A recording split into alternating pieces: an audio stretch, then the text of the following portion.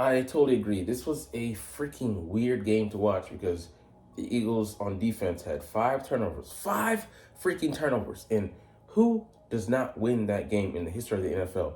I think maybe only 2 teams had 5 plus turnovers and 30 plus points scored, and then allowed the other team to win the game. And unfortunately, we were one of those teams. So let's look at this one and see how certain things happen in the game. Jalen Hurts being out and one of our players getting kicked out contributed to us not being able to capitalize on the mistakes that we made forced, as well as the communication that unfortunately went down when CJGJ went out. What's up? It's your boy Centron. Come back at you with another analysis video. They kid you not, that's my real name. Eagles Commanders film review, analyzing the weirdest defensive performance. So, like I said, happy for the turnovers, but the loss, is going to sit with you because we did end up, unfortunately, losing this match. All right, here, Nolan Smith, has a great rush, but it's due to, again, that guy, Jalen Carter, being the straw that stirs the drink in the middle here in Philly. So look how much space he's able to create by rushing wide. And creates a huge hole for Nolan Smith to drive through and force that incompletion there. Man, he's able to force a lot and able to draw a lot of the focus, and that lets other guys shine. And there's a reason that Nolan Smith has 6.5 sacks. Yes, he has improved as a player, but a guy, playing next to a guy like Jalen Carter has its benefits. And then, the pariah of the Eagles' first-round picks recently is Jordan Davis, because we fell in love with his athleticism at, 340 pounds. He ran a 4.78 40, which is ridiculous. Some linebackers don't even run that, and they're like, 60, 70 pounds lighter than him. Maybe even 100 pounds lighter than him. They're 100 pounds lighter than him. They can't run that speed, which is crazy. But, he's done, what he's supposed to do as a nose tackle, as a defensive tackle, heavier guy. Allow the guys behind you to run through gaps unfiltered, because you're, being the protector, being the shield for the defense, and he just does just that here. He breaks through the double team, actually impacts the play by getting to the running back, stopping him, and then look at Josh Sweat here, able to stay square, make sure that Jordan Daniels has no headspace to think, hey, I can pull this and keep it. No, Sweat is on him. He's reading, and the moment he sees the ball go in the running back's direction, he shoots and contributes to that tackle there. So Carter recognizing this pre-snap, pointing out the guy. We don't see it here, but before that, it was like a long sequence. He was pointing like, this guy's gonna be pulling. So he's letting his teammates know, but he gets there and makes the play himself. He gets through that guy, gets to the running back, knocks the ball out.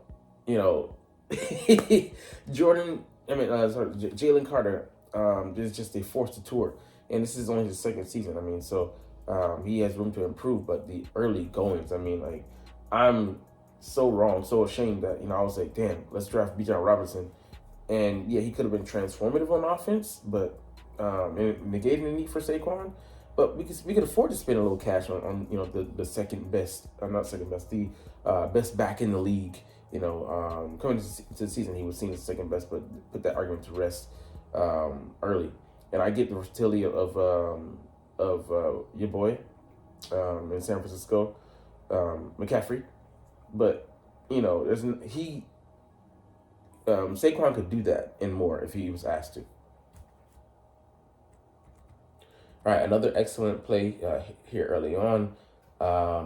Zach Bond is a blitzing per snap, but he drops with Sweat, and Dean comes up untouched. So it's that I forget what the package is called, but we send still send 4 rushers, but we send, instead of sending edge rushers, replace them with interior guys, and sit back off, and he gets there. Who was that?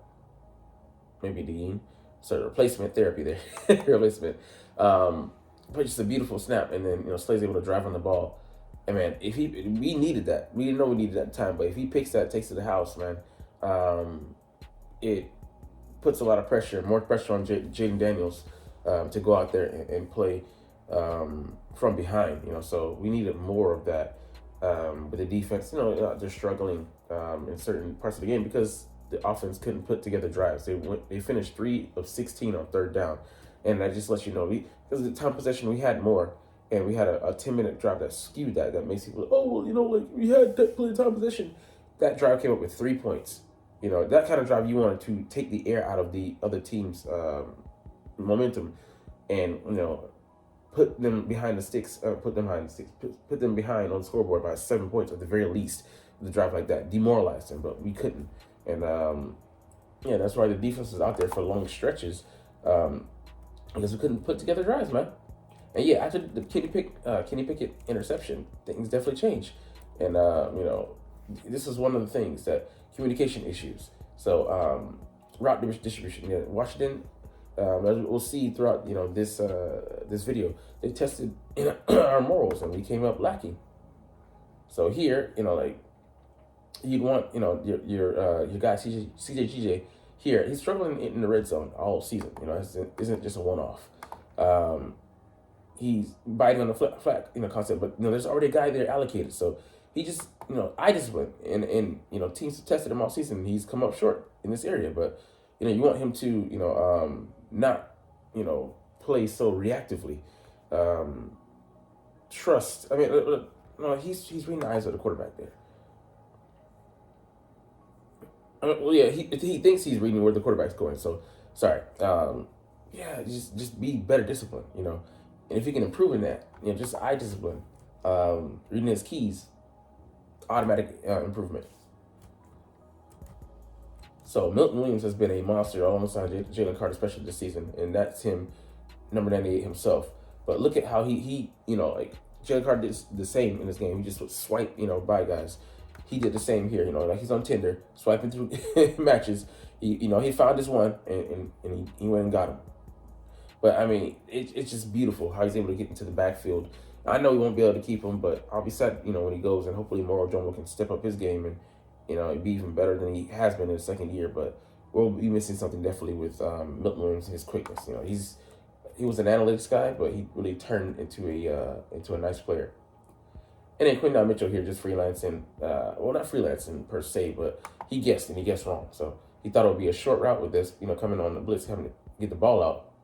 Jaden Daniels throws a rainbow ball, and the rest is history. So you want Quinton here to mirror, and I guess if he mirrors, he's in position to knock the ball down because the ball's in the air for a long time. He might see that, catch up to the ball. He might actually undercut it and pick it off. So just an unfortunate set of circumstances. When he decided to do what he did, but it is what it is. All right, Zach Bond being exceptional. I mean, the way he plays in space, there he is right there, shoots down, bam, hits the guy before, when he's not ready, and jars the ball loose, forces a turnover, recover. I mean, we're just Johnny on the spot, recovering those balls. I think Nolan Smith himself had 2 recover fumbles. He was Johnny on the spot as well, just getting there, being in position, being ready. But unfortunately, behind these drives, I think we scored, outside of the first one where we cashed in, we scored only 13 points, or I'm going to say 6 points off of those turnovers. Anyways, we weren't scoring touchdowns. We were matching their touchdowns with field goals, and you can't trade those kind of points for those kind of points. You're four short of a full deck.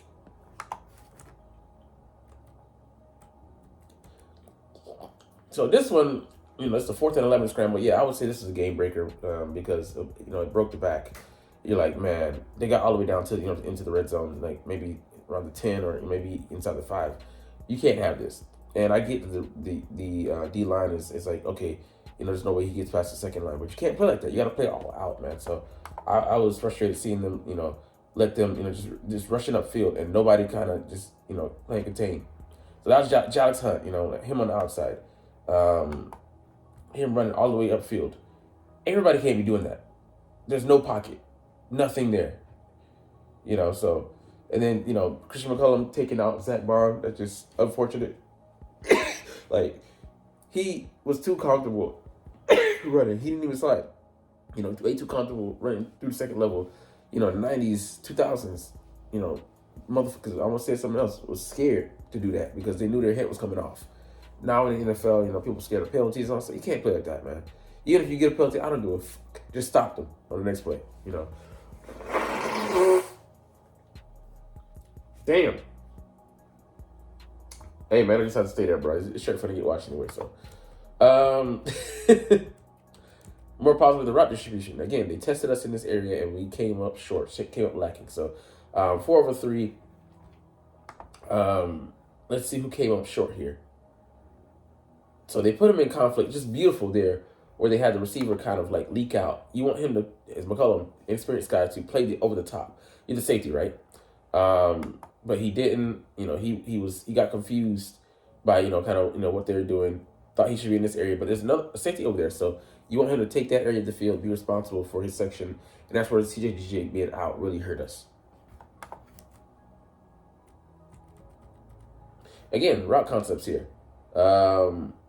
But, yeah, I agree. If you're going to be out the field, nobody was in this area. So we had 12 men on the field.